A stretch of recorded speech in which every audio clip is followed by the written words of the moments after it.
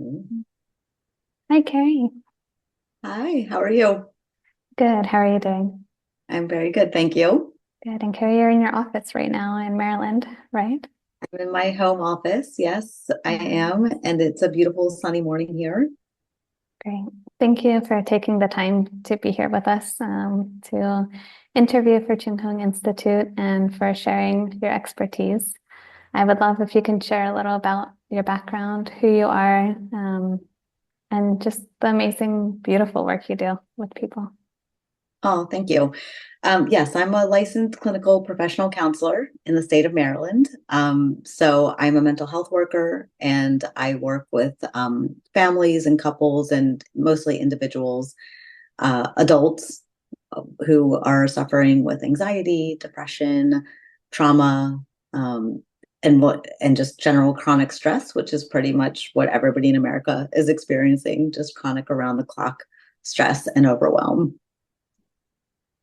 I remember I heard from a few people who said they worked with you that they had really incredible results, that who they were, that they didn't like has transformed, and now they became the person that they wanted to be.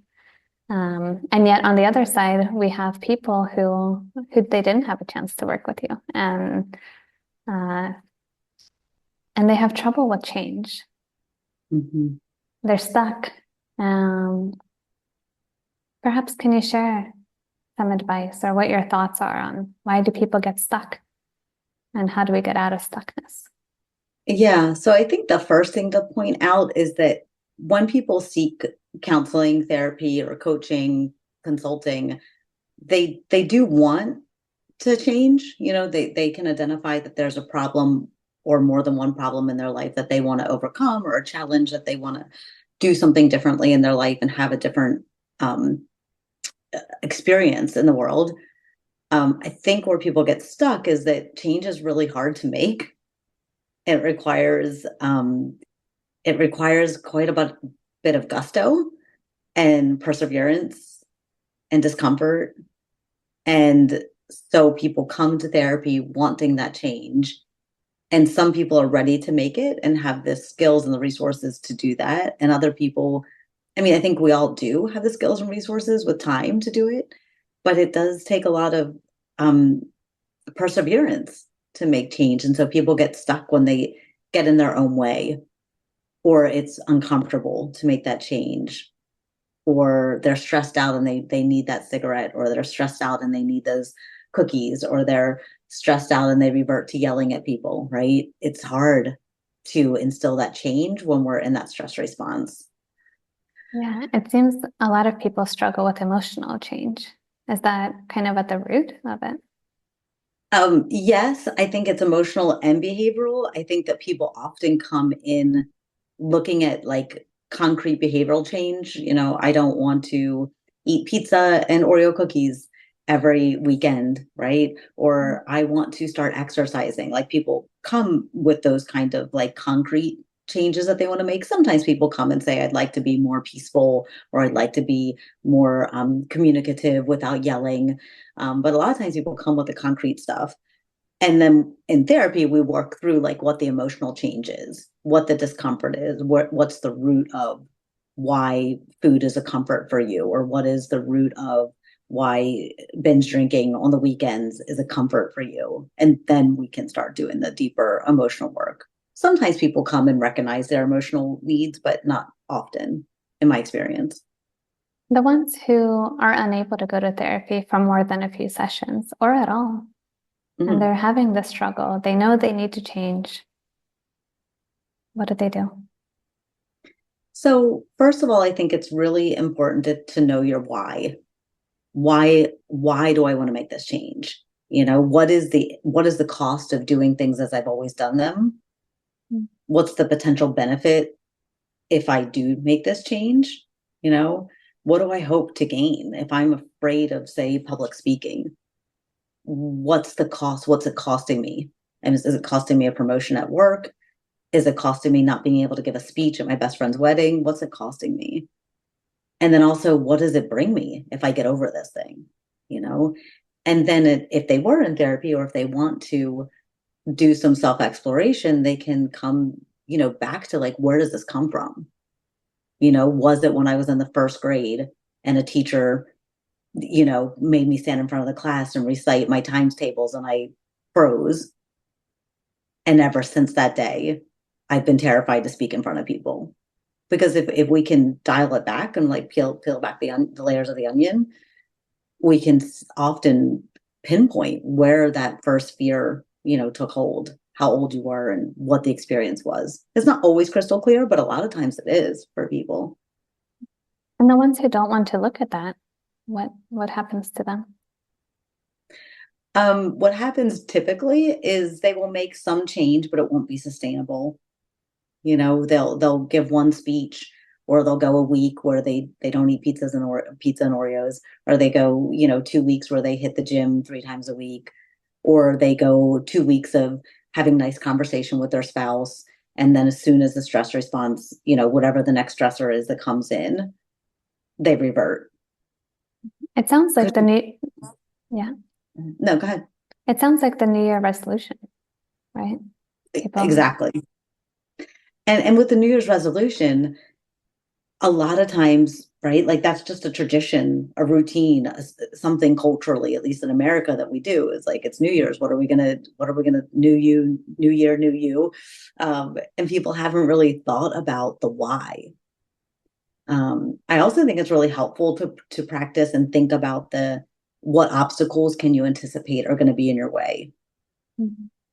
So, for example, if you're a person who suffers from road rage and you live in Maryland or the DMV like I do, and it's nothing but traffic, for 30 miles every day, basically all day, you have to learn to anticipate what are those obstacles that you're going to face.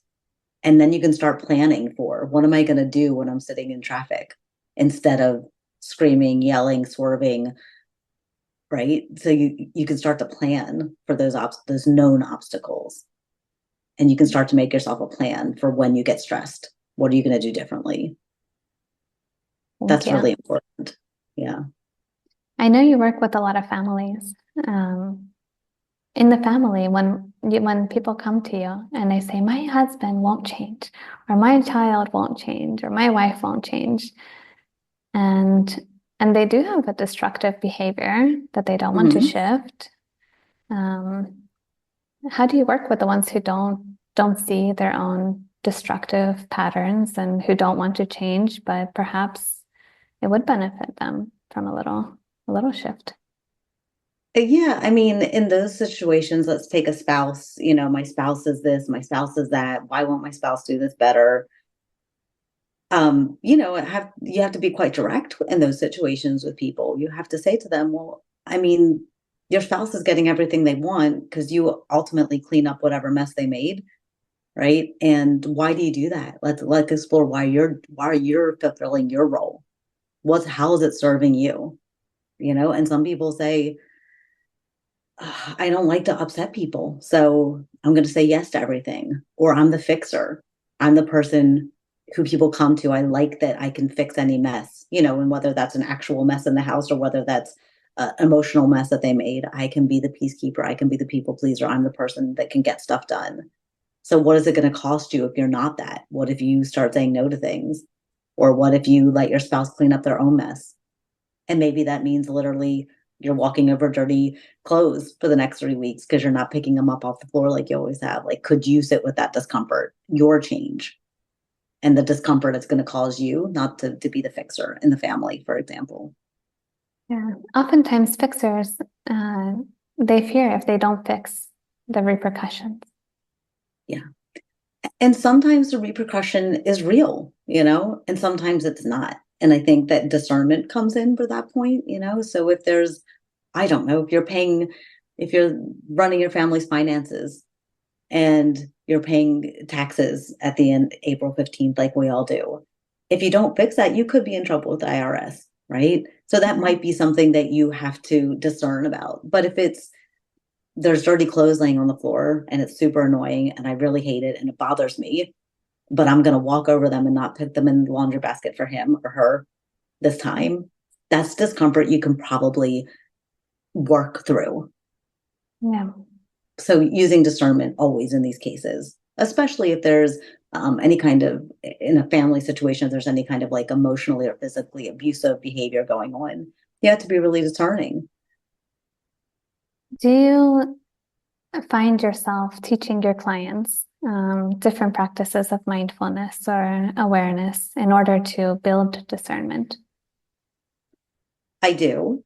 It depends widely on the client as to whether or not that resonates for them, whether or not they want to make the effort that it takes, because change takes a lot of effort and takes a lot of active participation in life. If you think about like not changing, we're on autopilot, right? So while I will teach those skills and I will recommend those skills and I will send podcasts and books and we will practice things in session, ultimately, when you walk away from a therapy session, you have to decide, am I going to utilize these skills? Am I going to do something different the next time this problem arises? So yes, I teach them, but I can't do the work for any clients, so they have to harness that and come back to it and practice it. And that causes a lot of discomfort because we go to those coping skills that we use, whether it's drugs or alcohol or food or excessive exercise or yelling. We go to them in our times of stress, and it's hard to make change when we're on high alert like that. Yeah, and people are so in love with their comfort. Yes. Yes. I know I am. It's, yeah. It's comfortable, yes, and it's also not hard. It's not hard to do. If I do the same things every single day, the same way, I'm on autopilot. It's very passive participation in life. I'm here, I'm doing this, I'm doing that, but I'm not having to think too much. I'm not having to build a new skill. I'm not having to teach myself anything or challenge myself in any way. So yes, and if I am really suffering with depression and anxiety, I'm probably going to tell myself the story that I don't have the time or the energy or the resource to make this shift. If I had more money, I could do this. If I had more time in my day, I could do this. If I, didn't have this problem with my knee, I could do that, exercise, more regularly. So we make up all kinds of excuses, and some of them, again, are real, but it does, if you really want to change, you're going to have to move through that discomfort. So someone listening to this might think, oh, but Carrie, it sounds so good. Better be comfortable, make excuses, just live passively through life. Sure. What do you? And then in that case, I totally agree. And in that case, do yourself the favor of stop feeling guilty and ashamed of the behavior that you have, right? Because what happens is people say, well, I wish I was doing this differently. I wish I should have just done it this way. Tomorrow I'm going to do it differently. But be honest with yourself. If you don't want to make the change, free yourself of the guilt of not making the change, right? Because that's where you get stuck in the cycle. Yeah. It's how we talk to ourselves. It's the self-talk. I should have, I could have, next time I will. What's wrong with me? How come I'm doing X, Y, and Z? Look, be honest. If you know that the next 8 weeks are going to be crazy busy and you're back-to-back meetings and all your kids are doing all these things, you're probably not going to start a gym routine that requires you to go to the gym 5 nights a week. So be honest with yourself about that and give yourself that grace and that space to just say, it's okay. I'm doing the best that I can. And then move on, right? And this is knowing your why. Why am I suggesting that in the middle of all this craziness, I should add more things to my plate? Like dial it back. Like, why am I doing this? Why is now the right time? Ask yourself those questions. Dr. Norman Deutsch, so he's an author, The Brain That Changes Itself. And he talks about neuroplasticity and how repeated mental experiences, moment by moment, they change the brain. But the ones who don't want to have that repeated experience that's different, right? The brain remains the same in theory, right? And we continue to condition whatever that behavior is.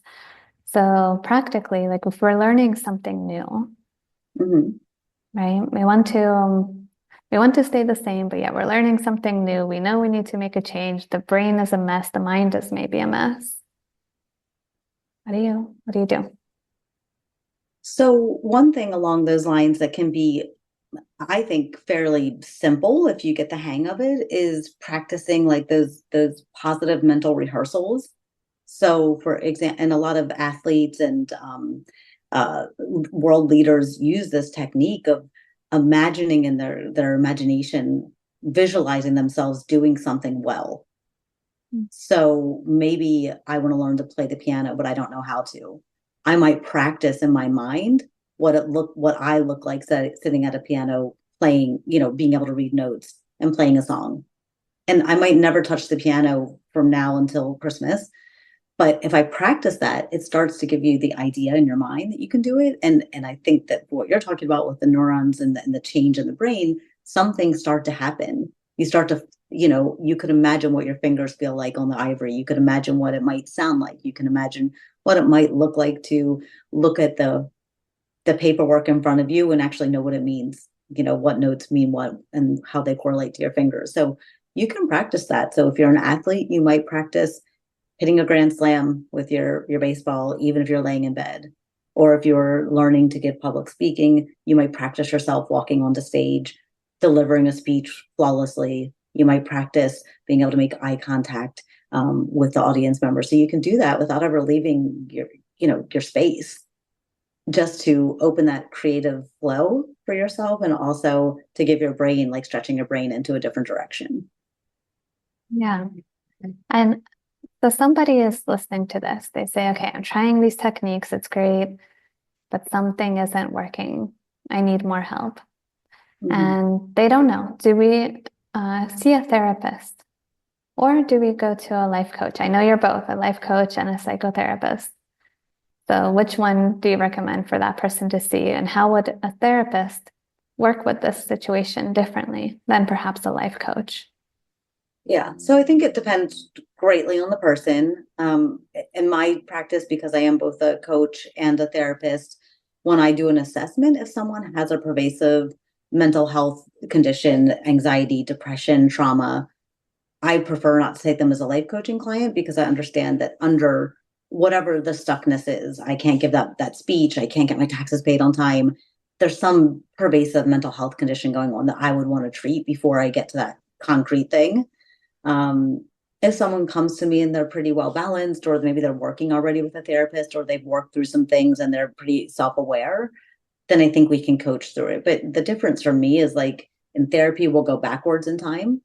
I'll say, where did that fear come from? Like, let's talk about like what happened, 20 years ago or whatever. In coaching, I don't really tend to do that. I might ask a simple question along that, but I won't like track too far in that. It's like, okay, in coaching, you want to be able to pay your taxes on time. We're going to talk about how to do that.